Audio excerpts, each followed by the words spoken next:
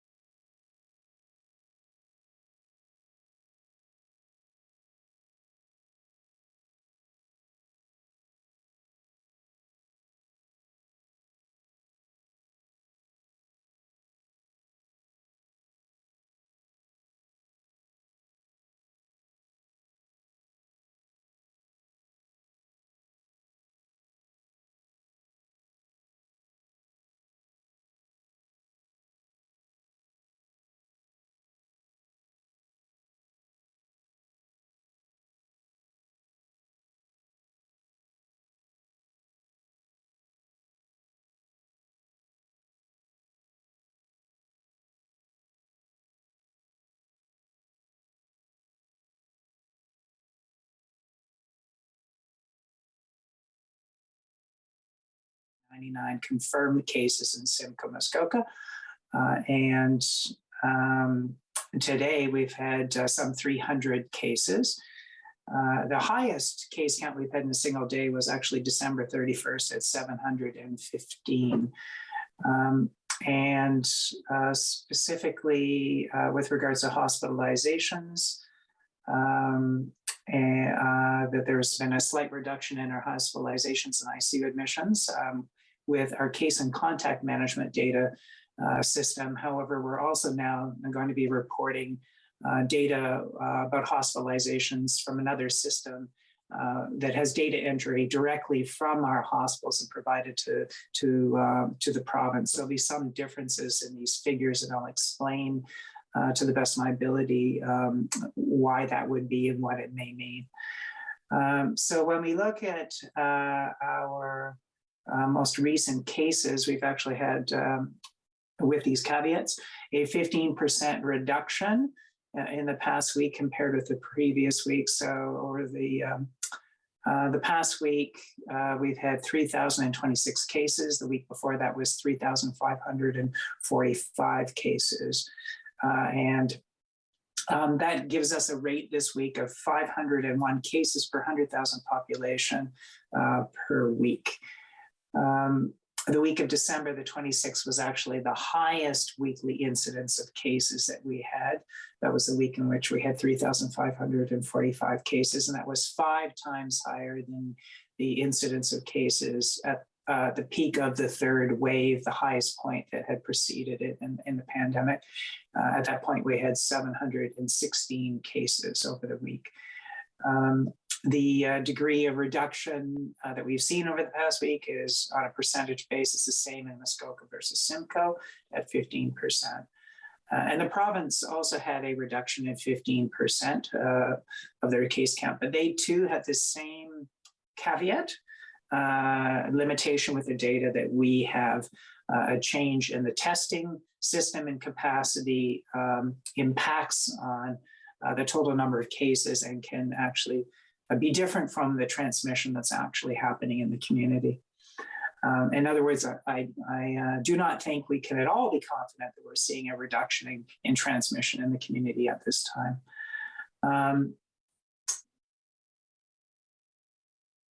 We presently have 8,362 active cases. This is up from 6,245 cases a week before that are either isolating at home or in hospital. So by our case and contact management system, there are some 32 individuals in the hospital from Simcoe, Muskoka, and 7 in the intensive care unit. And as I've indicated, I will provide a comparative data set about hospitalization for further comment and exploration about what's exactly happening or actually happening right now with regards to hospitalizations. When we look at the level of vaccination among those that are cases, 81% of them were fully vaccinated, 2 or 3 doses.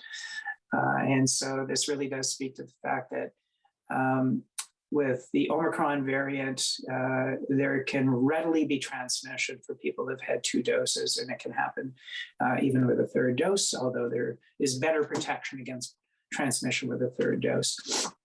What we do see is continued protection against severity and hospitalization with 2 doses and more so with 3 doses. But people cannot rely on vaccination alone to prevent transmission, and you need to exercise the other protective measures as well, the physical distancing, reducing your social circle at this time, mask use in indoor public spaces or in the presence of others in private spaces who are beyond your household is something I would recommend for additional precaution, and self-monitoring and isolation if you develop symptoms.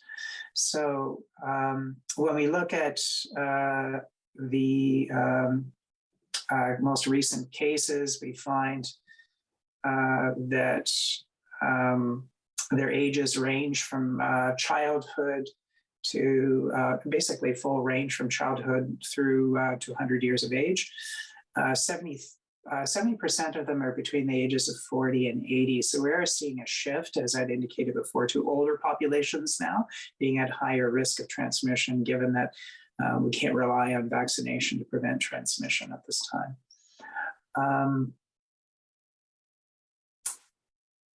If we look at the protectiveness of vaccination, 2 doses or more with regards to hospitalization, those who are not vaccinated with 2 or more doses are 11 times more likely to be hospitalized, or 22 times more likely to end up in the intensive care unit, or 7 times more likely to die compared with those who are fully vaccinated, 2 or more doses. So indeed, it's very important that people get vaccinated, all doses for which you are eligible for, to get the maximum amount of protection you can against, in particular, severity of disease. Our percent positivity has actually gone down to 21.8 from 26 a week ago. This is an indicator of transmission in the community, but also the sufficiency of availability of tests. So having it come down is a positive thing. However, we can't be completely certain of its interpretation, given that we've had a shift in our testing requirements, testing pattern, the shift to priority populations for testing. We'd have to have that system in place for another week or 2 to see what happens with the percent positivity before being able to rely on it as an indicator that things are coming under better control. By comparison, the province actually increased their percent positivity to 22.9% from 20.3%. So as I'd indicated, we have 2 means of measuring hospitalization. One is the case and contact management database, by which we have 31 individuals from Simcoe Muskoka that are hospitalized. This is down from 33 a week ago. And we have 7 in the intensive care unit, down from 9 a week ago. Their ages range from in the 30s to their 90s. 3/4 of them are 60 or more years of age. 4 of the cases are associated with long-term care facility outbreaks, and 1 with a congregate setting outbreak. And 39% of them are unimmunized. The remainder, 16, just to go to numbers, I said 39%, but that would be 12 of the 31 that are hospitalized are unimmunized, and 16 of them are fully vaccinated, and 3 of them partially vaccinated. And at this point in time, we are not seeing an increase in hospitalization for children. There were two children who have been hospitalized in the month of December, and so far none in January, at least according to our database. Now, we do have another data system that I'm going to be speaking to about hospitalization, and that is the Ministry of Health SAS Visual Analytics Hub Regional Hospital Report on Inpatient and Critical Care Occupancy data set. So this is data that's provided by our hospitals to the province, and it includes individuals who are from here hospitalized, as well as individuals who are from elsewhere but hospitalized.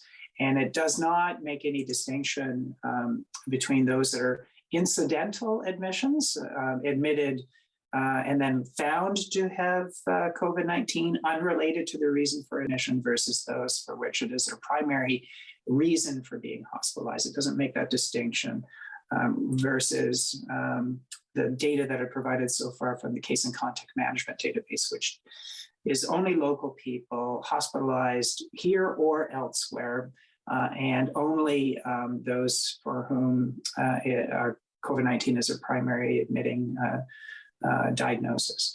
So going back to the second system, the inpatient and critical care occupancy data set, according to that, as of January the 10th, we've had currently 87 confirmed COVID-19 cases admitted in Simcoe Muskoka hospitals, and 34 of these are local residents. As I said, I'm going to continue to report on these two data sets in the future about hospital admissions. With regards to deaths at this point in time, we've had an additional 6 deaths over the past week, and I would like to express my condolences to the family members for your loss. 4 of these are actually from institutional outbreaks, and so they are as follows. A woman who is 80 or more years of age from Simcoe County, part of an institutional outbreak. A woman between the age of 65 and 79 from Simcoe County, part of an institutional outbreak. A man between the ages of 45 and 64 from the community, not from an institution, Simcoe County. A woman 80 or more years of age, part of an institutional outbreak in Simcoe County. A woman 65 to 79 years of age, part of an institutional outbreak in Simcoe County. And a man 45 to 64 years of age from Simcoe County in the community. And 4 of these individuals had been fully vaccinated, 2 or more doses. Actually, one of them had 3 doses. So our outbreaks continue to increase in numbers. So at this point in time, we have 84 outbreaks, up from 47 a week ago. And 37 of these are from congregate settings, up from 21 a week ago. So 5 of those are from shelters, 30 from group homes, 2 are from other congregate settings. We have 42 institutional outbreaks, up from 20 a week ago. 8 of them are in hospitals. So 1 in a unit in Soldiers Memorial Hospital, 3 separate units in RVH, 1 location at the South Muskoka Memorial Hospital, 2 units at Waypoint, and 1 unit in Stevenson Memorial Hospital. We have 21 long-term care facility outbreaks. Trillium Manor, Bob Rumbold Home for the Deaf, IOOF, long-term care facility, RVH unit, Bayhaven Care, Muskoka Shores, Mill Creek Care Center, Leacock Care Center, Muskoka Landing Long-Term Care Facility, The Pines, Bradford Valley, Woods Park, Creedon Valley, Fairvern Nursing Home, Good Samaritan, Owen Hill, IOOF, Spencer House, Georgian Manor, Grove Park, Hillcrest Village, and the Manor. And we have 13 retirement homes in Outbreak, Allendale Station, Castle Peak, Kingsmere, the Elder of Bradford, Amica Little Lake Retirement, Atrium Retirement Home, Birchmere Retirement Home, Sundial Lake Retirement Lodge, Berryview Retirement Home, Cartwell Whispering Pines, Roberta Place, Waterford Retirement Home, Serenity Retirement, Sundale Lakeview Retirement Lodge in Aurelia. And we have 6 childcare centers in Outbreak. 15 of our outbreaks involve 10 or more individuals, and they include Muskoka Shores Long-Term Care Facility, a Berryview Retirement Home, which actually includes 2 hospitalizations, 1 death, IOOF, RVH with 1 hospitalization and 1 death, Leacock Care Center, The Pines, Birchmere Retirement Home, Sundial, Lakeview Retirement Residence, Atrium Retirement Home, Mill Creek Care Center, which includes 2 hospitalizations, Bradford Valley, Bay Haven, Trillium Manor, which has had 1 death, IOOF, RVH Surgical Unit, and Bob Rumbold Home for the Deaf, and a congregate shelter in Simcoe County.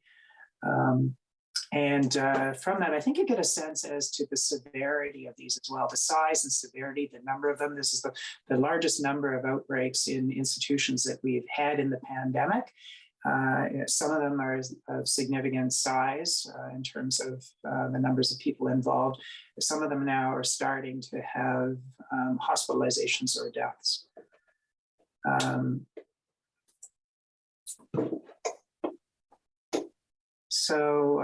With regards to the variant of concern, 98% of our cases over the past week have been due to the Omicron variant. And so the Omicron variant has taken over as the dominant strain.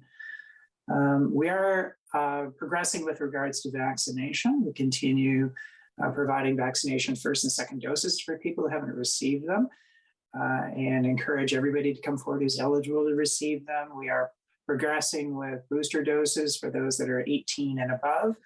So far, 41% of our 18 plus population have received a booster dose, a 3rd dose, 29% of those 15 above, and 75% of those 70 and above.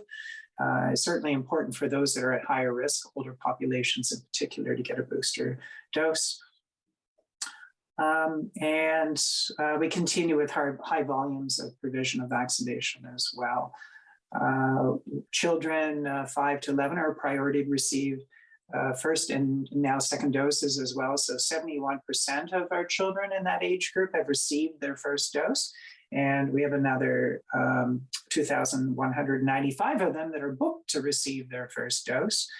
And we are commencing with the provision of 2nd doses as well, with some 7,043 appointments booked for children to receive their 2nd dose. And we do find that, as I indicated, for a high level of protection for those fully vaccinated, 2 or more doses against severe outcomes such as hospitalization or ICU admission. And our monitoring dashboard continues to be in red status due to the high level of transmission in our community and a delayed turnaround time in laboratory testing. Hospital capacity is at yellow status with high acute bed occupancy in our district. And I also note from reports from our hospitals that they are challenged with illness and staff absenteeism as well.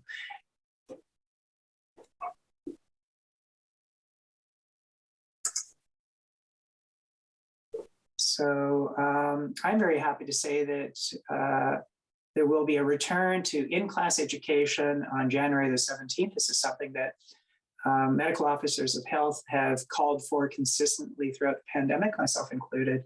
And so I think it's the important decision for the province to have made for the overall well-being of our children, mental well-being, physical well-being, educational attainment, also support for families to be able to attend work. And we have found that although transmission can happen in schools, has happened in schools, we see a higher degree of transmission generally in the community. And there's multiple layers of protection that have been put in place and continue to be in place for schools to keep them as safe as possible.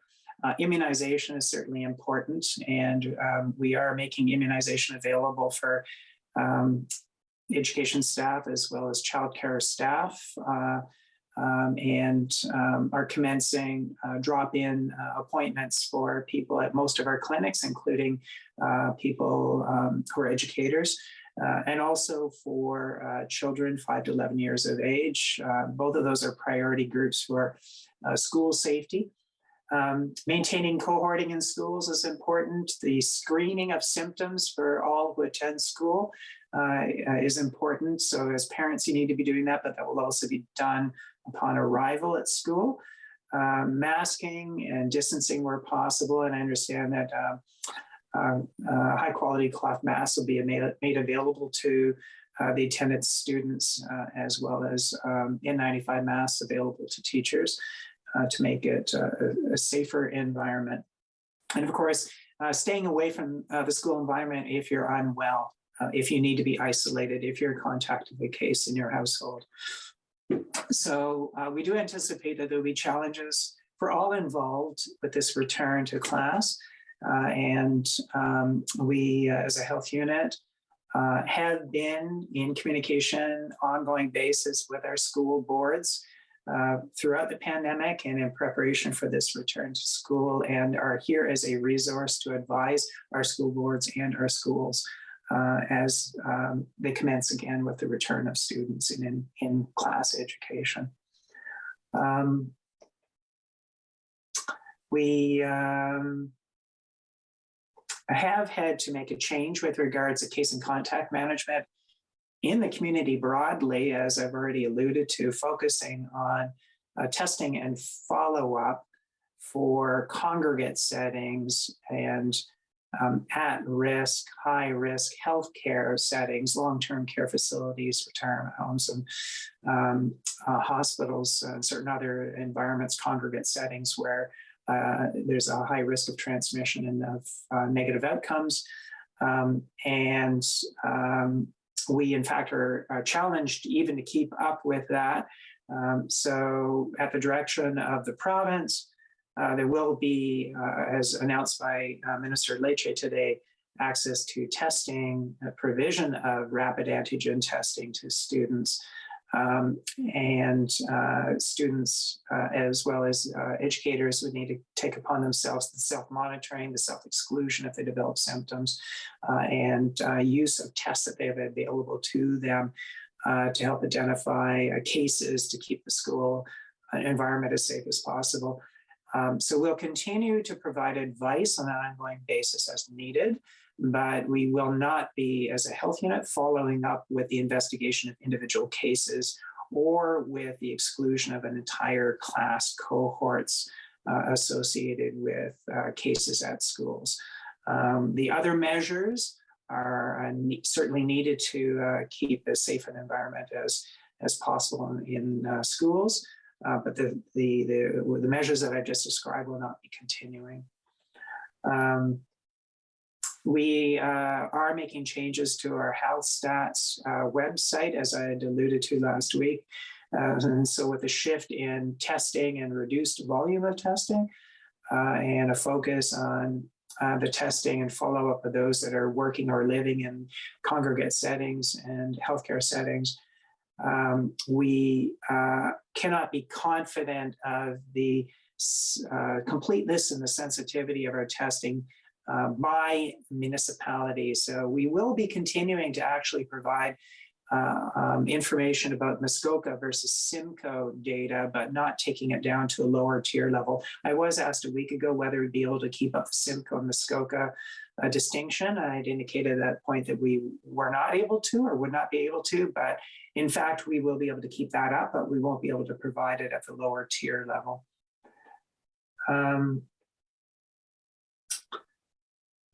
We certainly want to encourage people to accept vaccination, whether it's first or second dose or third dose boosters, fourth dose in long-term care facilities for the residents.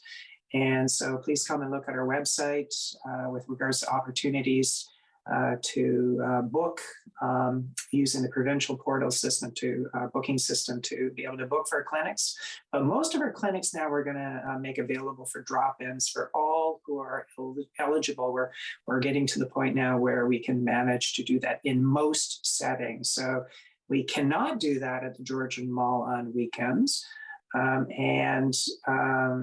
For those attending 29 Sperling Drive, they will do walk-ins for anyone who's 12 and above for first and second doses.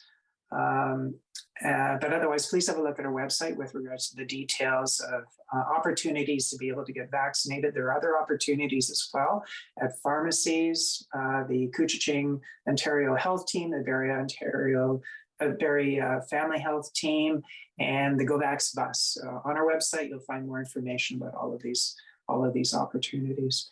So I have the following questions from the media. Is there pressure on local hospitals locally given Omicron? And if so, are you concerned? I am concerned. Certainly, we were well aware of the potential for this with the arrival of Omicron and with the science tables modeling in December. And we are indeed seeing a very large number of cases here. I'm aware that their emergency departments are very busy. Hospitalization for Omicron has increased, including the care of individuals who are not from this district.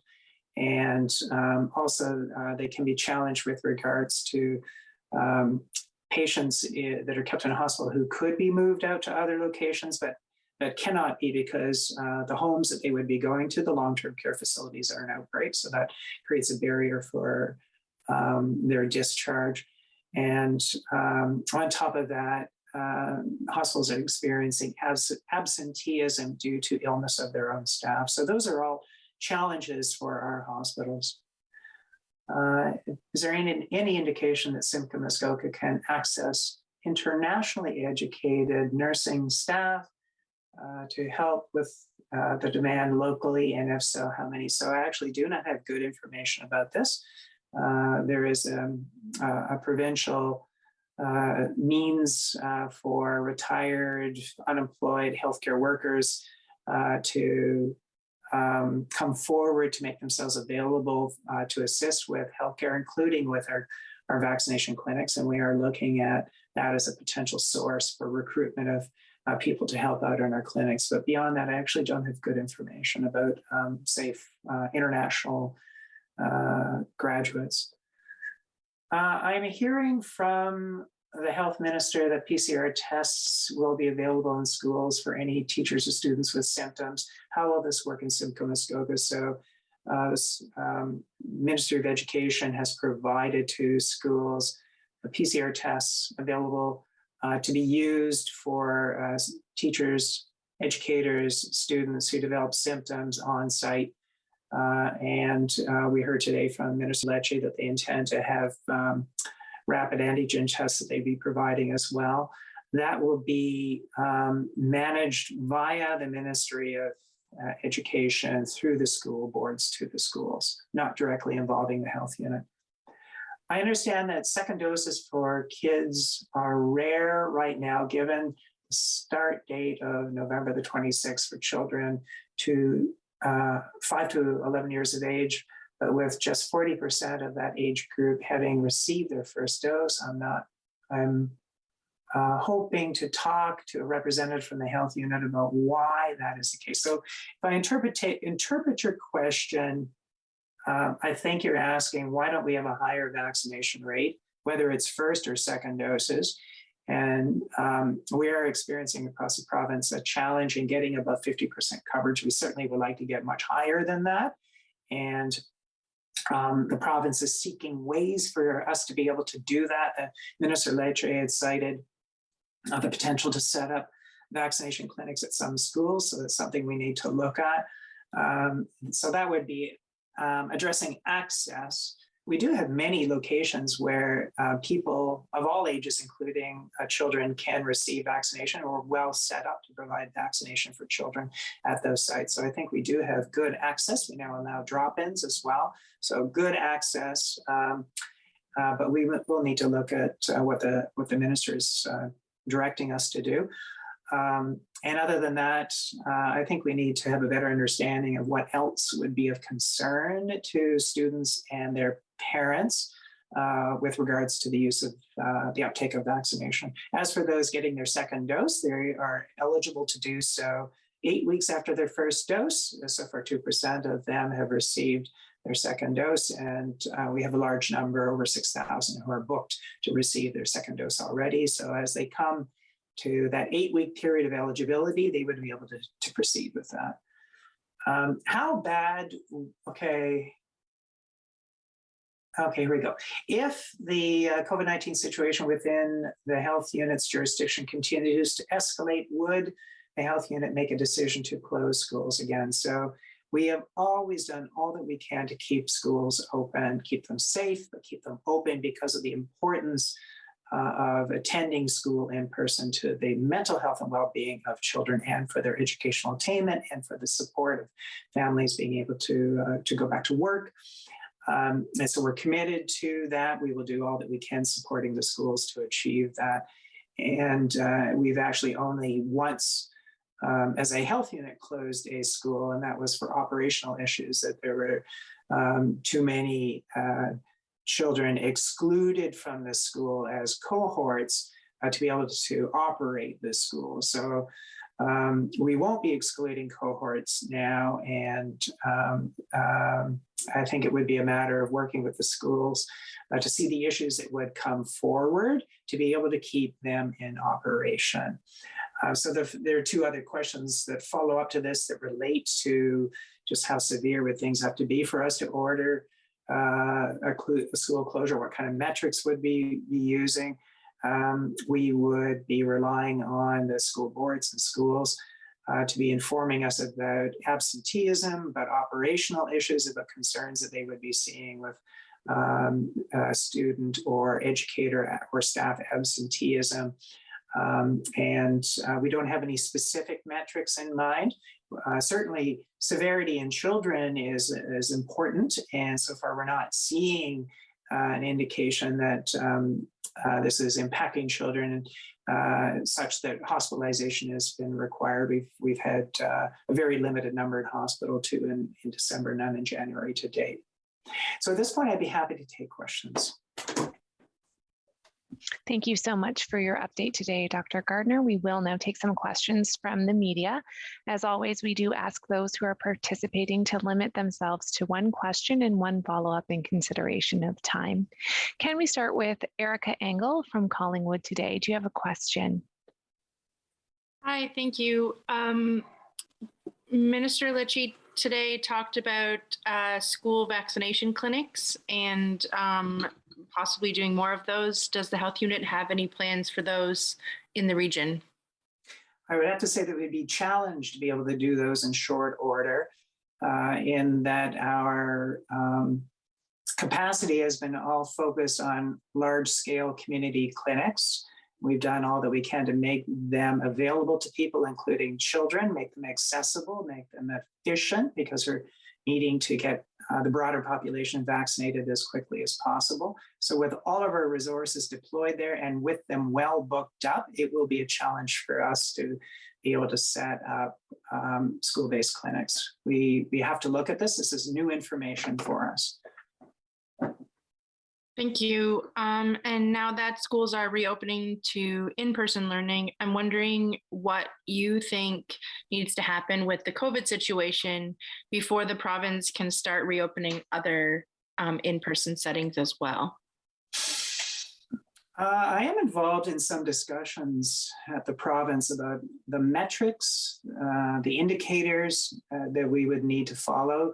Right now, it's very hard for us to simply rely on the incidence of cases because of our inability to keep up with testing. It would be required to do that because we prioritize testing to protect the vulnerable congregate locations. It's not clear to me what metrics we would be using. What's of concern to me right now is the continuation of critical societal functions. So healthcare, our schools, the key municipal services such as snow clearance and safe water, waste management, first responders, police, fire, ambulance. Having a sense about impacts in those areas is key. So I do get regular reports from our hospitals about those issues. I meet with our municipal CAOs now on a weekly basis in order to get information from them about those kinds of impacts. I've invited them to contact me if they are challenged with shortages related to illness to see what we can do to assist with regards to potential easing of requirements in very limited instances to keep critical functions happening. So very much focused on not so much data, but knowledge, having various ways of knowing how well we're functioning right now, because that's the great challenge. And so I don't have a clear answer to you as to exactly how or when we would know we could open up other things. My focus right now is making sure that we're able to function. Thank you. You're welcome. Mary Beth Hartle from Muskoka Region, do you have a question this afternoon? I do, thank you. So with hospital reporting, are we able to get a distinction between Simcoe and Muskoka hospitals? I could inquire about that. I don't have it at my fingertips. Okay, thank you very much. You're welcome. Chris Simon from the Barrie Advance, do you have a question today? Sure. Just wondering, Dr. Gardner, whether the health unit is keeping track of the lower tier municipalities and cities in which cases occur and just not releasing that data, or whether it is it's just at the point where it's just not keeping track of that information at all. Well, up until now, we've provided a geographic map of the tiers of our municipalities and what their cases are and what their case counts are. And the issue is we don't think we have reliable data now to be able to operate at that level. And so we're going to discontinue it.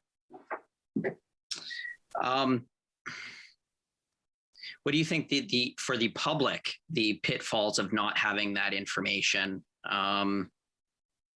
may be? Well, I think certainly we should only provide it if we think it's reliable to begin with. So that's the reason why we're going to discontinue it. And it really takes you back to, if you had a reliable source of information about that, then that would be good. I think it gives a sense that this is an issue in every community. And I fully believe that it is. It's widespread transmission. It would help to drive home the point that people need to be careful even in their own community. So without providing the data or being able to provide the data at that level, you potentially lose that advantage, that benefit. Okay, and sorry, just one technical question, if I could. The 4 outbreak-related deaths that have occurred within the last week, are they all at the same place or are they at separate locations? 3 locations. Okay. Thank you. You're welcome. Can we go with James Bowler from Cogeco? Do you have a question this afternoon? Not today, thank you. Mike Arcelides from CTV Barrie, do you have a question? Good afternoon, Doctor. Yes, thank you, Kara. Doctor, are these measures working, or is it too early to say? It is hard to say, and it's early as well. You usually take a couple of weeks. And also with a variant that is this transmissible, it may be having a benefit and still there would be growth. Just that the growth would be slowed to some degree. We wouldn't be able to tell for sure. It's a little early to tell. Even if it were just slowing things down, that would still be a benefit. And the change in our testing approach also makes it difficult to know. When are we going to get to levels where we can have adequate testing and capacity here? What do you envision? By April, May? Or is that a bit fast? Yeah, I've actually raised the question at the province that do we anticipate at some point putting in place like the broader testing approach that we had before, looking at the other side of things when things come back under control again. And at this point, I don't have clarity about that. Thank you. You're welcome. Marg Bruneman from Barrie Today, do you have a question? I do. Can you hear me okay? Yes. Can you hear me okay? Yes. Yes. Are you able to hear me at all? So, Kara, I don't know if she can hear me. Perhaps you could. I'll I message have a her. question. I've typed it out. Thank you. In the meantime, oh, here we go. The question is there concern about a worsening situation regarding health staffing across the region in all areas beyond hospitals, for example, health unit, administering vaccine, and home care? I do need to be concerned about the health unit as well. People have certainly heard my concerns for several weeks now about being able to keep up with the caseload and our limited resources. We have many fronts to manage for vaccination, many groups that need to be a priority, the provision of fourth doses in long-term care, and now educators, and certainly a focus again on children 5 to 11. So there are many demands, and we have had increased absenteeism among our staff, as well as has been seen in really all work environments and certainly elsewhere in healthcare. So I am concerned about those impacts. I can't hear you, Kara, sorry. My apologies. Marg has followed up with a question. Also, given death and hospitalizations, can you discuss about how harmful Omicron actually is? The great issue with Omicron is just how tremendously transmissible it is, much more transmissible than the variants that came before it. And thus we've seen, this very large wave, much higher than previous waves. And the numbers that we have are an underdetermination of the transmission that's actually happening, that our capacity to test has been exceeded. Although the severity, its virulence is reduced, in the range of maybe half the incidence of hospitalizations per case, and maybe a quarter of the incidence of ICU admissions per case. When you have many, many more cases happening, then you're going to have a high potential for admissions to hospitals, ICU uptake, and mortality as well among the vulnerable. There's also the fact that this variant shows a fairly high degree of immune escape. So the potential for reinfection of people previously infected, the potential to infect people who've had 2 or even 3 doses of vaccine. Although they have some protection against severity, they don't really have protection against becoming cases. So really, the fact that it's a lot more transmissible and that you can get infection even if vaccinated are the key challenges with this variant. Mark says thank you. Mark Claremont from Muskoka Today, do you have a question? Yes, thank you.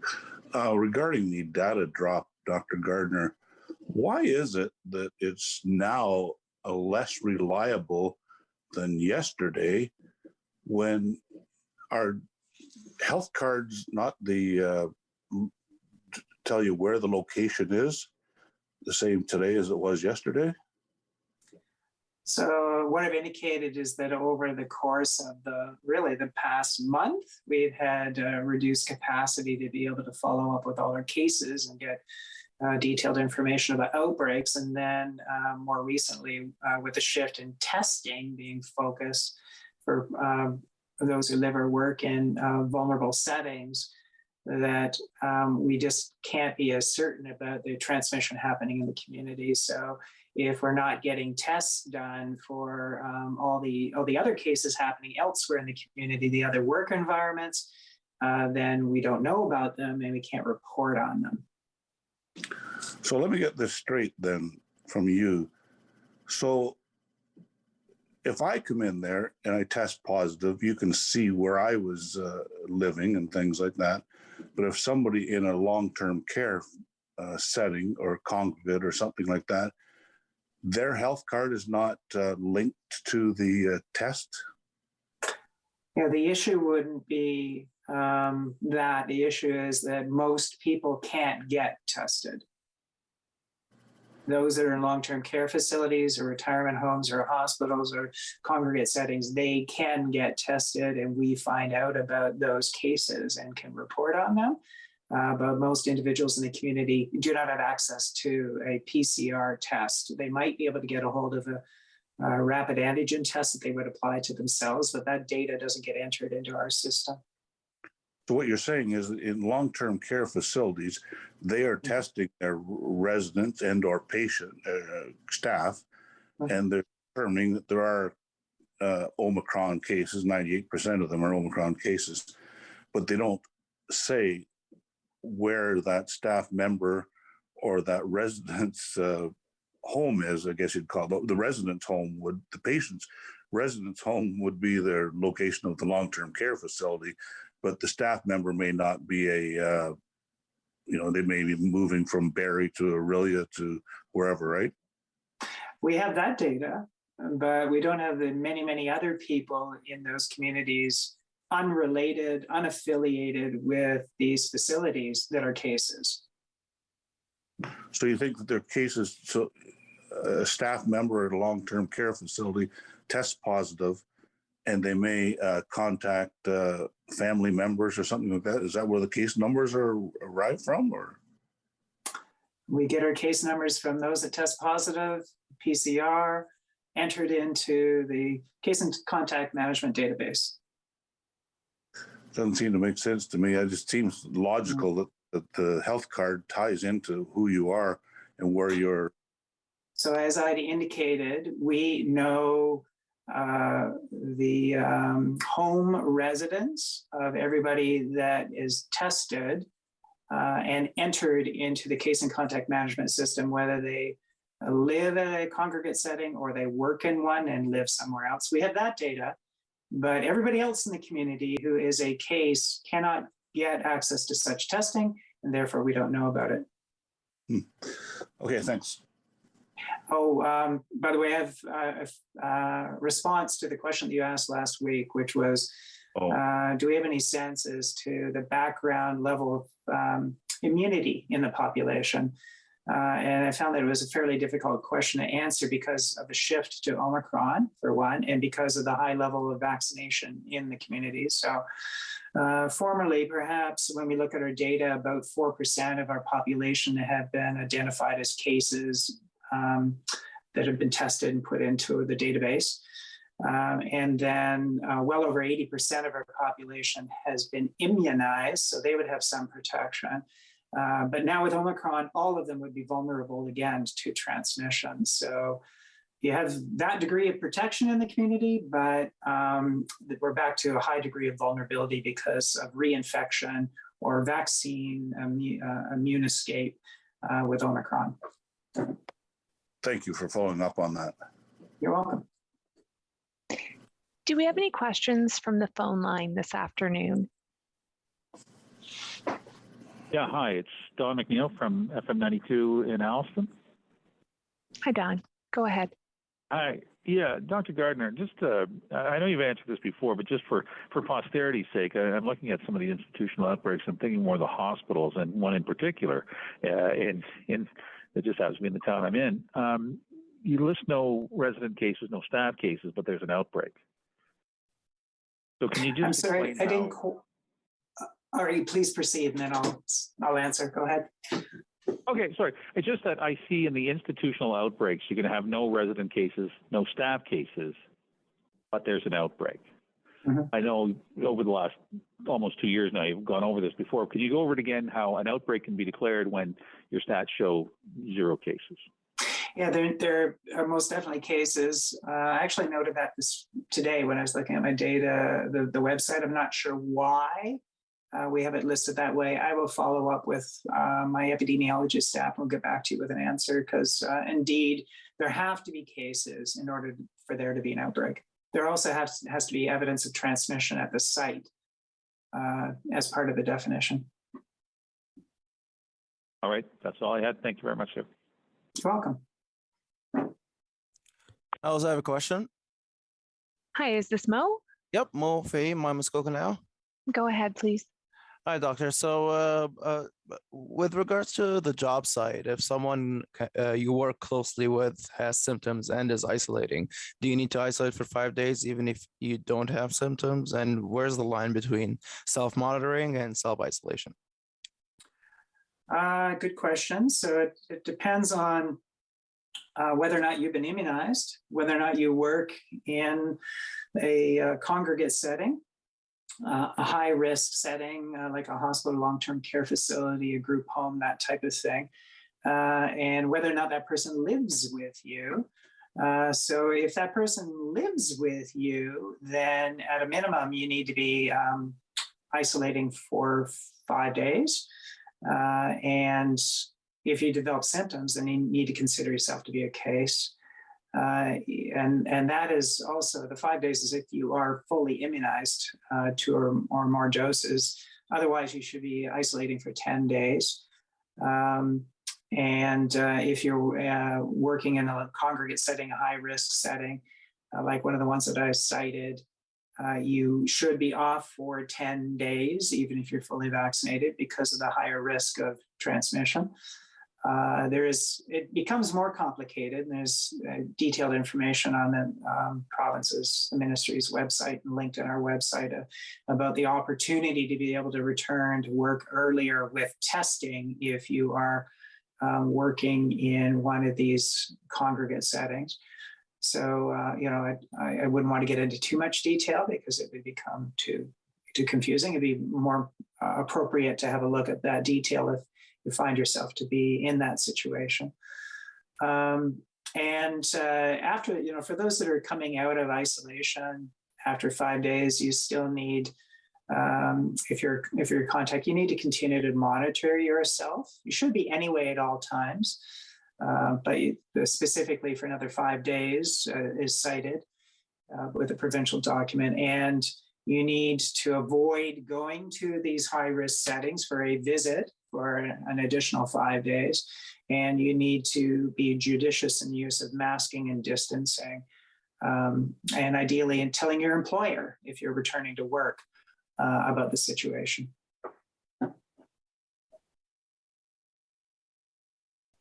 And sorry, I may have missed it. Did you define the line between self-monitoring and self-isolation? So isolation means you stay in your home. You don't leave your property. And monitoring means you can go out, but if you develop symptoms, you put yourself into isolation and consider yourself to be a case. Gotcha. And can I ask a second question? Or a third, I guess. In really simple terms, doctor, can you provide practical advice for anyone who feels like they have the sniffles or a scratchy throat, and like what should they do? Who do they contact in order to do their own contact tracing as instructed by the province? And when do they have to do it? What's the time frame for all this? So people, if in doubt, should immediately put themselves in isolation in their home. look at our website, connect with via it with provincial information to identify, diagnose themselves, what to do from there. It really depends on what symptoms and how many they have. There are some symptoms like nasal congestion for which they really recommend 2 symptoms for isolation. Others, such as a fever or cough or loss of taste and smell, a single symptom would be enough to put you into isolation. And of the duration would depend on the kind of factors that I described before. Gotcha. I have another question, but I'll wait until there's no more questions, and then I'll ask that. That might be now. Yeah. I'll just quickly ask, was there anyone who was unable to have a question answered this afternoon? I have another one also, if I get a chance. Okay. I am very mindful of the time, Dr. Gardner. So I'm happy if those who have questions would like to email me, and I can certainly have those answered for you in a quick turnaround. Mo, if you have one final question that's quick for Dr. Gardner, we can take it at this time. Awesome. Thank you. You kind of touched on this a little during the last update, but what if someone has been diagnosed with another illness like the flu or strep throat, but doesn't know if they have COVID-19 because they haven't been tested? How does that affect the isolation of a household? Does the whole household need to isolate? Good question. In order to get that diagnosis, they should really be seeing a primary care practitioner, and they should be going over that question with the primary care practitioner. Any advice for someone who maybe got that diagnosis at an ER, for example? Same thing there. They should really be asking that question of the attending physician about, what does this mean for isolation? You're giving me this diagnosis. Is there any concern about it being COVID? Do I need a test for COVID to be sure that that's not what we're dealing with? Thank you so much, everyone, today. This brings us to the end of our media briefing. Our next update will be January 19th, so next Wednesday. Dr. Gardner, thank you so much for your update, and thanks to those who participated today. Bye, everybody.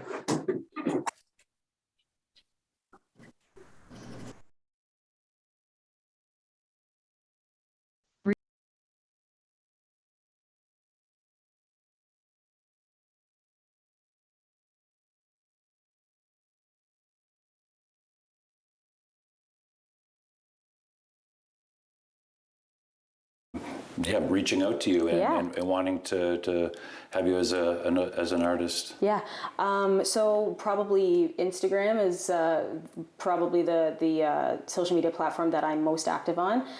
It could be anywhere: Facebook, Instagram. Could be email, which you can find in my Instagram bio. And aside from that, just look at like my Spotify and things like that. And like I said, everything's linked to everything, so you'll be able to find me in no time. Perfect. Right. And hopefully in the very near future, there will be some gigs popping up here. Yeah. Is there anything in the plans yet? I know things are really early and things are starting to happen. Yeah, but things are starting to happen, even though it's early. I actually have a couple Instagram and YouTube lives that I've planned coming up, so that'll be like a little virtual concert. Good. Yeah, so that's going to be a start, and then just like locally, some places around here too. Nice. So yeah. Thank you so much for being on the show. It was a sheer pleasure. It was a pleasure to have you. Thank you. Thank you.